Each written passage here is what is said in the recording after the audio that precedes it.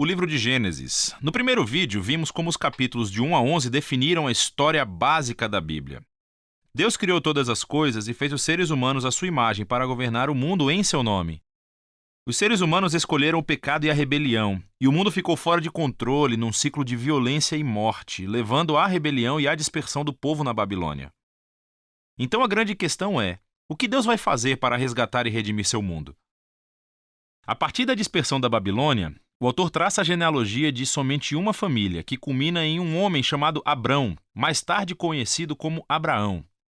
A promessa de Deus para Abraão, no começo do capítulo 12, abre um movimento completamente novo na história. Deus chama Abraão para que deixe a sua casa e vá para a terra de Canaã, que Deus diz que será sua um dia. Nessa terra, Deus promete a Abraão que irá torná-lo uma grande nação e irá fazer seu nome grande e abençoá-lo. Essas promessas estão ligadas a partes anteriores do livro. A Babilônia, de forma arrogante, tentou buscar a sua própria fama e isso não terminou muito bem. Mas Deus, em sua generosidade, vai dar um grande nome a esse cara sem nome, Abraão. A bênção de Deus para Abraão ecoa a bênção original que Deus deu ao mundo no início de tudo. Então a pergunta é: por que Deus abençoou Abraão e sua família? A última frase da promessa de Deus deixa isso claro: para que todas as famílias da terra encontrem a bênção de Deus por meio de você. Isso é um ponto-chave para entender todo o resto da história bíblica. O plano de Deus é salvar e abençoar o seu mundo rebelde por meio da família de Abraão. Por isso que todo o resto da história do Antigo Testamento se concentra somente nessa família, chamada o povo de Israel. Por isso que Israel mais tarde será chamado o reino dos sacerdotes do Monte Sinai. Deus quer usá-los para mostrar a todas as outras nações como Ele é. No fim, essa é a promessa realçada pelos profetas bíblicos e poetas que aparecem mais tarde, que dizem que o seu cumprimento virá por meio do rei messiânico de Israel, cujo mandato trará justiça e paz a todas as nações. Mas nesse ponto da história, nada disso está claro.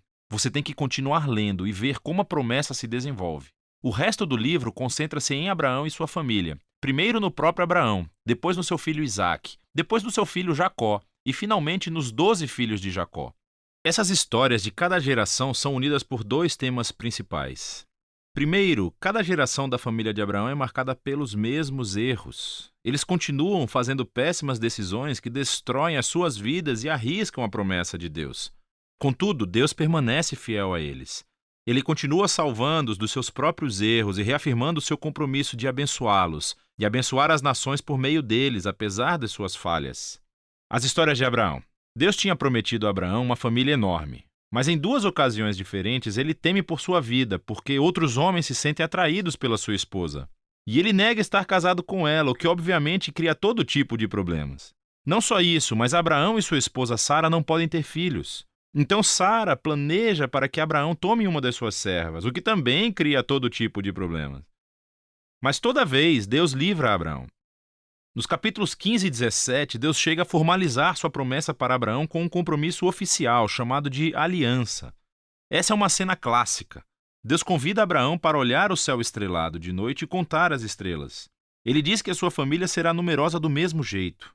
Apesar das probabilidades, sem filhos e sem maneira de ter nenhum filho no momento, Abraão olha para o céu e simplesmente confia na promessa de Deus. Deus responde por meio de uma aliança com Abraão, prometendo que ele se tornará pai de várias nações, que a bênção de Deus virá para o mundo inteiro. Deus pede que Abraão marque a sua família com o sinal da aliança, a circuncisão de todos os meninos da família. Esse símbolo serve para que eles lembrem que a prosperidade da sua família é uma dádiva de Deus. Abraão termina por ter muitos filhos e morre em idade bem avançada. As histórias de Jacó abordam esses temas de forma ainda mais dramática. A partir do seu nascimento, Jacó faz jus ao seu nome, que significa enganador. Ele engana seu irmão Esaú, tomando a sua herança e a sua bênção. E ele faz isso enganando seu velho pai, que estava cego e simplesmente vai embora. Ele tem 4 esposas, mas ama somente uma, Raquel. E isso cria muitas rivalidades na família. A única coisa que o humilha é ser enganado por seu tio Labão, que toma anos de sua vida. O jogo finalmente virou.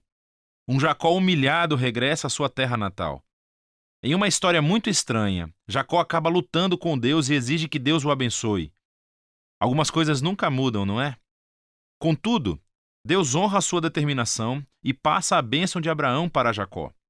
Deus muda o nome de Jacó para Israel, que significa aquele que luta com Deus. É nessa última parte do livro, da história dos filhos de Jacó, que todos os temas convergem num ponto comum. Jacó ama o seu penúltimo filho, José, mais do que qualquer outro, e lhe dá um casaco especial. Os 10 filhos mais velhos passam a odiar José. Eles sequestram-no e planejam matá-lo. Mas em vez disso, eles decidem simplesmente vendê-lo como escravo para o Egito, onde ele termina na prisão. Isso é que é um fracasso de família. Mas Deus está com José.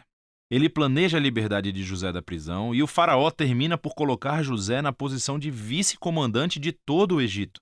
José salva a nação do Egito durante um período de fome. Ele acaba salvando os seus irmãos e sua família de morrerem de fome. Mais uma vez podemos ver que a loucura e o pecado da família de Abraão encontram a fidelidade de Deus, que transforma a maldade dos irmãos em uma ocasião para salvar vidas. Isso é exatamente o que José diz perto do final do livro. Ele diz aos seus irmãos: vocês planejaram isso para o mal, mas Deus planejou para o bem, para salvar muitas vidas. Essas palavras são estrategicamente posicionadas no final do livro, porque resumem não apenas a história de José e dos seus irmãos, mas também o livro como um todo. De Gênesis 3 em diante, os humanos continuam agindo de maneira egoísta e fazendo o mal, mas esse Deus não vai abandonar o seu mundo e deixá-lo ser gerido por conta própria.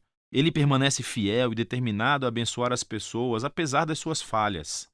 Você pode ver isso especialmente na forma como aquela promessa misteriosa sobre o descendente da mulher se desenvolve durante o livro. Lembre-se de Gênesis 3. Deus prometeu que esse guerreiro ferido viria e destruiria a serpente e derrotaria o mal na sua fonte. O autor então conecta essa promessa diretamente à linhagem de Abraão. Essa é a parte sobre como Deus trará a sua bênção para as nações. De Abraão, a promessa é ligada a Judá, o quarto filho de Jacó, da seguinte maneira. Em um poema extremamente importante no capítulo 49, Jacó, já envelhecido e no seu leito de morte, quer abençoar os seus 12 filhos. Quando chega a vez de Judá, Jacó prevê que Judá se tornará a tribo dos líderes reais de Israel. Um dia, um rei virá para comandar a obediência de todas as nações e cumprir a promessa de Deus de restaurar a bênção do jardim para todo o mundo. Depois disso, Jacó morre e depois José morre também. A família, ainda em expansão, permanece no Egito. O livro de Gênesis termina com todas essas esperanças e promessas futuras no ar, sem desenvolvê-las. Isso obriga você a virar a página para ver como tudo vai acabar. Por agora, esse foi o livro de Gênesis.